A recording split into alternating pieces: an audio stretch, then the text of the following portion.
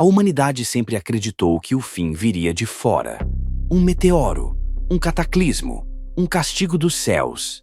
Mas nunca imaginou que o fim poderia ser criado por suas próprias mãos. Não em milhares de anos, não em eras geológicas, mas em um laboratório, por homens comuns, com medo, com pressa, com poder. E quando chegou o dia, não houve trovões, não houve profecias, não houve avisos. Houve apenas silêncio e um botão. Hoje você vai conhecer a história do dia em que a humanidade deixou de ser apenas uma espécie lutando pela sobrevivência e se tornou uma espécie capaz de se destruir completamente. Essa não é a história de uma bomba. É a história de um limite que foi cruzado. Um limite que jamais poderia ser desfeito. Em 1945, o planeta estava esgotado. A Segunda Guerra Mundial havia deixado marcas que não podiam ser apagadas. Cidades inteiras reduzidas a escombros, famílias separadas, nações quebradas, crianças que aprenderam a identificar aviões antes de aprender a ler. O mundo estava cansado de perder, e cada país envolvido na guerra acreditava que lutava pela sobrevivência. Não havia mais inocentes, só sobreviventes. Enquanto a Europa celebrava o fim do conflito, no Pacífico, a guerra ainda ardia. O Japão não se rendia. Cada ilha tomada era um massacre. Cada avanço custava milhares de vidas. Os soldados americanos viam coisas que nunca conseguiriam esquecer. Os soldados japoneses acreditavam que a rendição era pior do que a morte.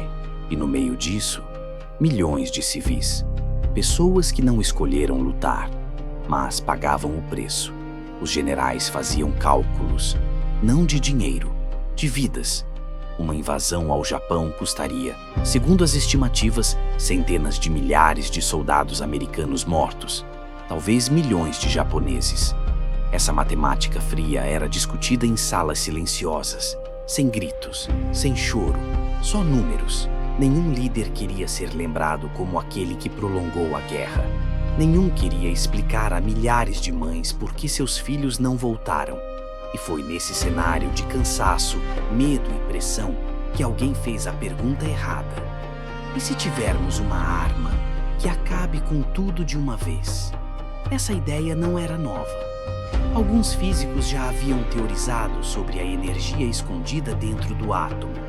Mas ninguém até então tinha levado isso tão longe. Até que a guerra tornou o impossível necessário. O Projeto Manhattan não parecia um projeto militar. Parecia uma universidade. Cientistas jovens, mentes brilhantes. Alguns mal entendiam completamente o que estavam criando. Eles não estavam ali para matar pessoas. Eles estavam ali para vencer uma corrida. Uma corrida contra a Alemanha nazista. Uma corrida contra o tempo. Uma corrida contra o medo. Porque havia um rumor. Se os nazistas criassem essa arma primeiro, ninguém poderia detê-los. Muitos dos cientistas sabiam o que estavam fazendo. Alguns acreditavam que estavam salvando o mundo. Outros acreditavam que estavam condenando a humanidade. Mas todos concordavam em uma coisa: aquilo nunca deveria ser usado. Era apenas para assustar, para encerrar guerras, para nunca mais ser repetido. Ou assim eles acreditavam. Na madrugada de 16 de julho de 1945, no deserto do Novo México, alguns homens se reuniram para assistir algo que ninguém jamais havia visto. Alguns usavam óculos escuros, outros se escondiam atrás de paredes de concreto. Quando a explosão aconteceu, não houve som imediato. Houve luz, uma luz tão intensa que transformou a noite em dia. Depois o chão tremeu, depois veio o som, depois o silêncio. Um dos cientistas citou um antigo texto sagrado: "Agora eu me tornei a morte, o destruidor de mundos." Naquele momento todos entenderam. Não havia mais volta. Quando o teste Trinity terminou, ninguém comemorou de verdade. Alguns sorriram, alguns se abraçaram, mas a maioria ficou em silêncio. Porque eles não haviam apenas provado que algo funcionava. Eles haviam provado que algo não podia mais ser desfeito. O mundo, a partir daquele momento, nunca mais seria o mesmo. Mas ainda havia uma escolha a ser feita. Criar a arma não significava usá-la. Ainda. Em abril de 1945, Franklin D. Roosevelt morreu. E quase sem aviso, Harry S. Truman assumiu a presidência dos Estados Unidos. Ele não sabia de tudo. Ninguém tinha contado a ele. Em seus primeiros dias no cargo, Truman foi levado a uma sala reservada. Ali, ouviu algo que nenhum ser humano tinha ouvido antes. Os Estados Unidos possuíam uma arma capaz de destruir uma cidade inteira em segundos. Não um bairro, não uma base militar, uma cidade, com pessoas. Truman não reagiu como um herói de filme. Ele ficou em silêncio. Ouviu, perguntou, anotou e saiu daquela sala como um homem diferente. Porque agora ele carregava algo que ninguém antes havia carregado: o poder de decidir o destino da humanidade. O Japão continuava lutando, mesmo após perder aliados, mesmo cercado, mesmo faminto. A rendição parecia impossível. Para os líderes japoneses, perder a guerra era perder a honra. Para os americanos, continuar a guerra era continuar enterrando jovens. E cada dia que passava, custava vidas. Generais, ministros, assessores, eles se reuniam em salas fechadas, sem jornalistas, sem registros completos. Ali discutiam o impensável. Não era se a bomba poderia ser usada, era quando. Alguns diziam: se não usarmos, isso nunca terá valido a pena. Outros diziam: se usarmos, nunca mais seremos os mesmos. Alguns falavam em salvar vidas, outros falavam em encerrar a guerra, outros falavam em enviar uma mensagem ao mundo. Ninguém falava sobre as pessoas que morreriam, não por crueldade, mas porque isso tornava a decisão impossível. A palavra mais repetida naquela sala não era destruição, era necessidade. Eles não diziam que queriam usar, eles diziam que precisavam. Muitos acreditavam que a bomba seria apenas um choque, um aviso, uma demonstração de poder. Eles achavam que depois disso, ninguém jamais ousaria algo parecido. Eles acreditavam que estavam criando o fim das guerras, não o início de uma nova era de medo. Ninguém perguntou: e depois? Porque ninguém queria ouvir a resposta. Em julho de 1945, a decisão foi tomada. Não foi dramática, não houve discursos épicos, não houve lágrimas, houve apenas assinaturas, um documento, algumas palavras e um destino selado. A bomba foi colocada em um avião, não como uma arma, mas como um pacote, com código, com escolta, com sigilo. Enquanto isso, em uma cidade chamada Hiroshima, as pessoas acordavam. Crianças iam para a escola, vendedores abriam lojas, famílias tomavam café. Ninguém sabia. Alguns cientistas souberam, alguns tentaram impedir, alguns escreveram cartas, alguns choraram. Mas já era tarde. A máquina já estava em movimento. E quando uma máquina assim começa a girar, ninguém consegue pará-la. Na noite anterior ao lançamento, alguns soldados jogaram cartas, outros escreveram cartas para casa. Nenhum deles sabia exatamente o que estavam carregando. Sabiam que era importante, mas não sabiam que estavam carregando o futuro. Na manhã de 6 de agosto de 1945, Hiroshima acordou como qualquer outra cidade. O sol nasceu, as pessoas se levantaram, crianças se arrumaram para a escola, homens abriram lojas, mulheres prepararam o café. Nada parecia diferente. Nenhum alarme, nenhum aviso, nenhuma profecia. Hiroshima não era uma base militar. Era uma cidade viva, com pessoas comuns, com histórias pequenas, com sonhos simples. E naquela manhã, ninguém imaginava que estava vivendo os últimos minutos de um mundo que nunca mais existiria. Enquanto isso, a milhares de quilômetros de distância, em uma base aérea, um avião estava sendo preparado. Não era um avião especial aos olhos de quem passava, mas o que ele carregava não tinha precedentes. Alguns soldados não sabiam exatamente o que era. Outros sabiam apenas o suficiente para sentir medo. Eles não falavam muito, porque não havia palavras para aquilo. O objeto foi colocado com cuidado, não como se fosse uma arma, mas como se fosse algo frágil. E era. Frágil não fisicamente, mas moralmente. Cada parafuso apertado, cada verificação, cada assinatura aproximava a humanidade de algo que nunca havia experimentado. O avião decolou antes do amanhecer. O céu ainda estava escuro. Alguns tripulantes tentaram dormir, outros olharam pela janela. Ninguém falava sobre o que iria acontecer, porque se falassem, talvez não conseguissem continuar. Em Hiroshima, o dia avançava lentamente. Algumas crianças reclamavam de ir à escola. Algumas mães chamavam os filhos para comer. Alguns idosos sentavam na porta de casa. Era uma manhã comum, e isso é o que torna tudo mais cruel. Algumas pessoas estavam no bonde, outras atravessavam a rua. Algumas limpavam suas casas. Nenhuma delas sabia que estava vivendo seus últimos segundos. Não havia tempo para despedidas.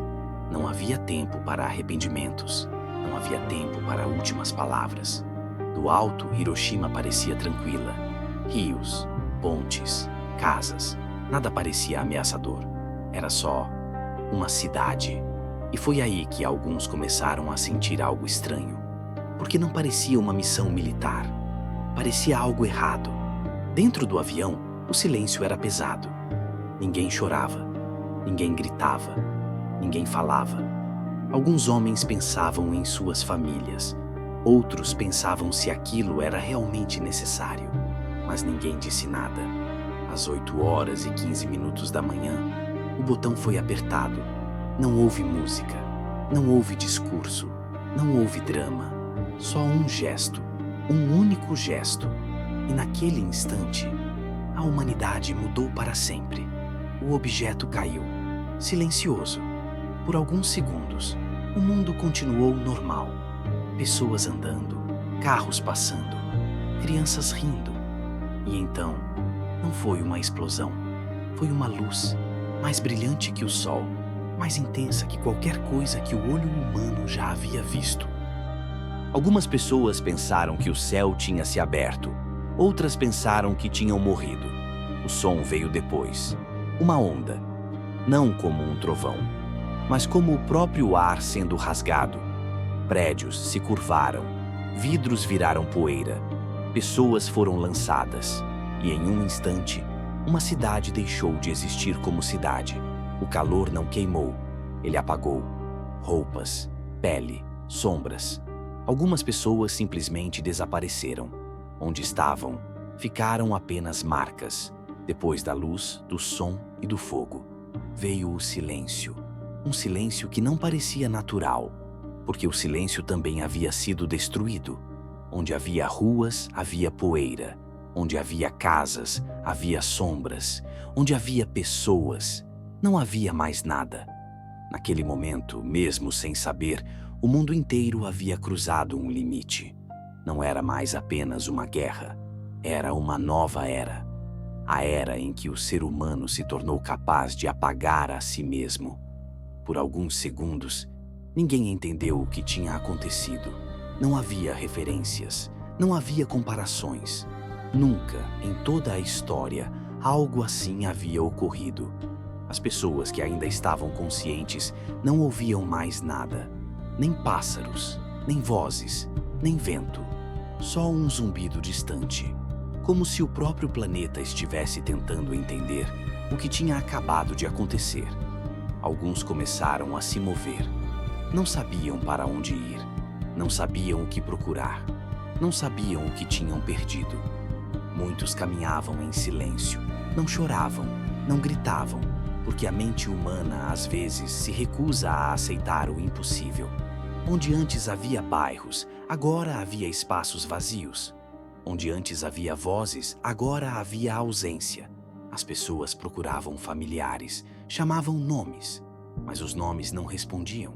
E cada resposta que não vinha era uma perda. Relógios pararam. Calendários perderam o sentido. Aquele dia deixou de ser apenas uma data. Ele se tornou um divisor. Antes e depois. Do outro lado do mundo, as pessoas ouviram no rádio. Uma nova arma havia sido usada. Uma arma que encerraria a guerra.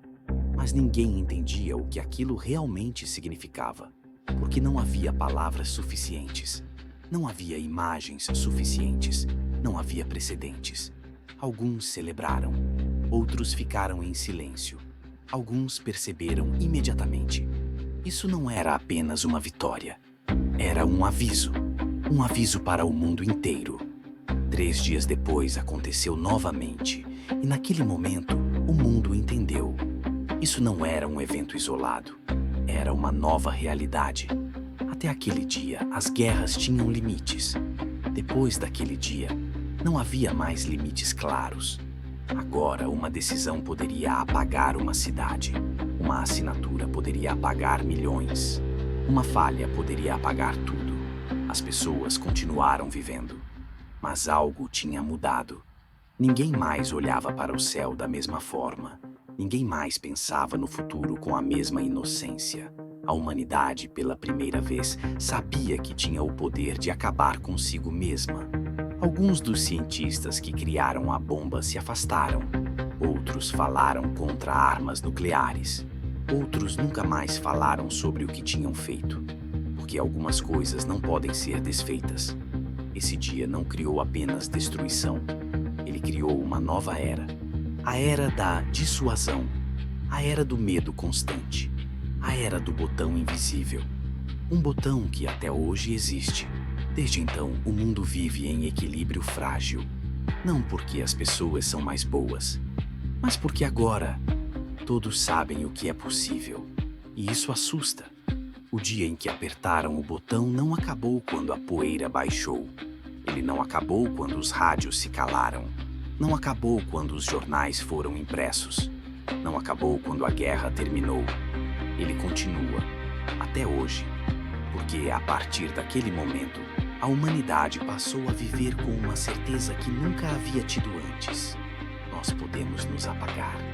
Depois daquele dia, nenhuma guerra foi igual. Nenhum acordo foi igual. Nenhuma ameaça foi igual. Nenhuma conversa foi igual. Agora, toda decisão carregava uma sombra. A sombra da destruição total. O mundo não precisava mais de batalhas gigantes. Agora bastava um erro. Países começaram a correr.